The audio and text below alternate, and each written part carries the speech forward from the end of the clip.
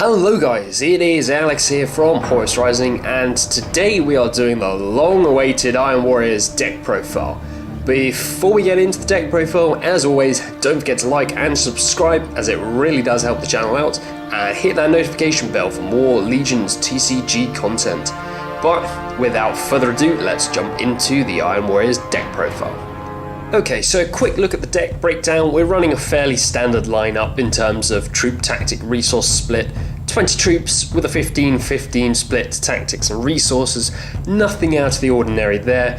Then again with our power breakdown, very low power heavy deck this, which is designed to work well with the deck's recursion, so nothing out of the ordinary again here. Most of our high power cards are just dedicated to our beat sticks or large late game plays. So, first and foremost, looking at the Warlord. We're playing Narek Driga as the deck's Warlord, and I know some people might be questioning, why are you playing Driga over Forex or Perturabo? Well, there is a very good reason for that, and it's called Driga's first ability. This ability is just so good and so important for this deck's consistency that I think running any other Warlord other than Driga is really hurting this deck's ability to play.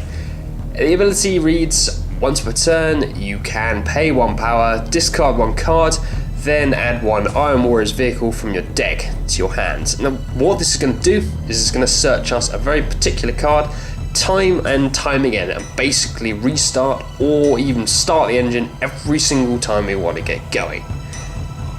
So, moving on to the deck now. Our target for this ability and the 3 mandatory copies of Rhino 77235.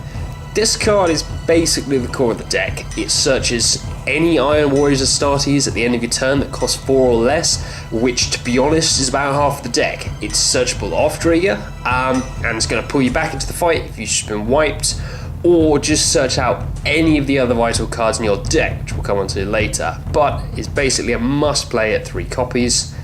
We're running 3 Endymion Tactical Squad, searches an Iron Warriors tactic if it's destroyed by battle, which is nice, but it also gets a cost reduction by 1 to a 2 power if your opponent controls a troop and you don't. So it's going to allow you to play from behind, and leaves you the 1 power to search for Driga after a board wipe. Let's say you were going second as well on your first turn.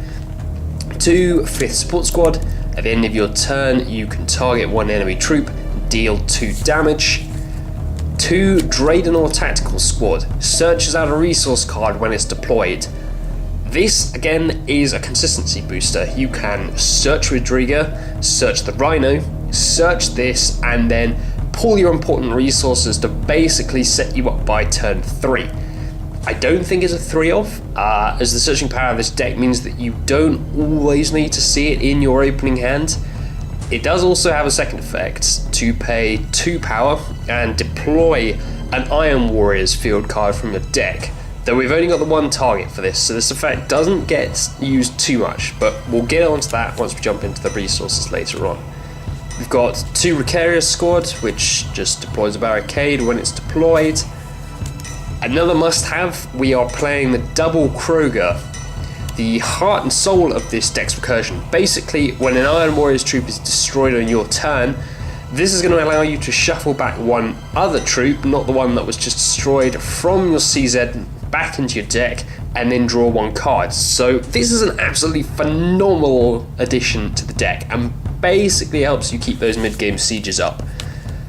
We're also playing the 2 Dominators. These boys are going to give your troops +1/+1 when another troop you control is destroyed on your turn, so kind of synchronizing with the Krager. 2 Beat Sticks, which are double Sakaran 2217, and the 1 copy of Orgul's Saw, all searchable off Driga again. For our non-Iron Warriors troops, we're just playing the 1 Goldstoned Hunters for that extra bit of removal. Right, off to the tactics. 3 Precision Bombardment as your direct damage. In my opinion, one of the better direct damage cards in the game. 3 costs for 3 damage, and if the target dies, we can shuffle it back into the deck and draw 1 card. 3 of those. 2 Olympia. This gives us more search power, more consistency, which is exactly what we're going for this deck. The reveal 3 and your opponent chooses 1 is worse than a lot of the others searching in this deck, which is why we're running it at 2, but just to increase the consistency we are running 2. We're also running 2 copies of To the Bitter End and 1 of Attrition Warfare. Attrition Warfare is our hard removal and also helps us when we are in a situation where we quite want to destroy our own troops, for example, while the Bitter End is good in a pinch, but also, to be honest, its self-recursion makes it kind of the best pick for discarding Federigo's ability. Running the 1 Decimation, basically Dominators in tactical form, and in my opinion, not as good, which is why we're only running 1. For our other tactics, we are, of course, playing triple resupply, no explanation needed there. 2 Scorched Earth and 1 Retribution Fleet to round out our tactics. Now onto our resources. For our standard resources, we're running 3 Plasma Generators and 3 Hive Cities, all Imperial Army, which is very important for this deck's power generation engine, because the next resource card we have is Triple Cathedral of the Mark. In my opinion, the king of this deck. This card is absolutely bonkers. Basically, if all your other resources are Imperial Army, this gives you 3 power per turn. So with 3 of these on the field, you're getting 9 power from just 3 slots. And yes, it is locking you out of other resource cards, but that is a trade-off that I'm very willing to take. This is the card that you want to be searching first off your Dreadnought squad unless you have a specific counter to your opponent. Speaking of counters, we have 2 Ash Wastes. These gain 1 power per turn, but also allow you to pay 1 power and destroy 1 card in the field zones. So we can play these alongside Cathedral, it just gives us more destruction.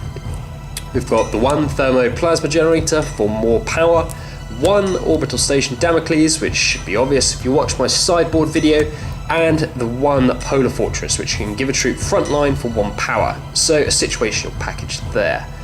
And lastly, we have the 1 Iron Warriors tactic, 1 Eternal Fortress.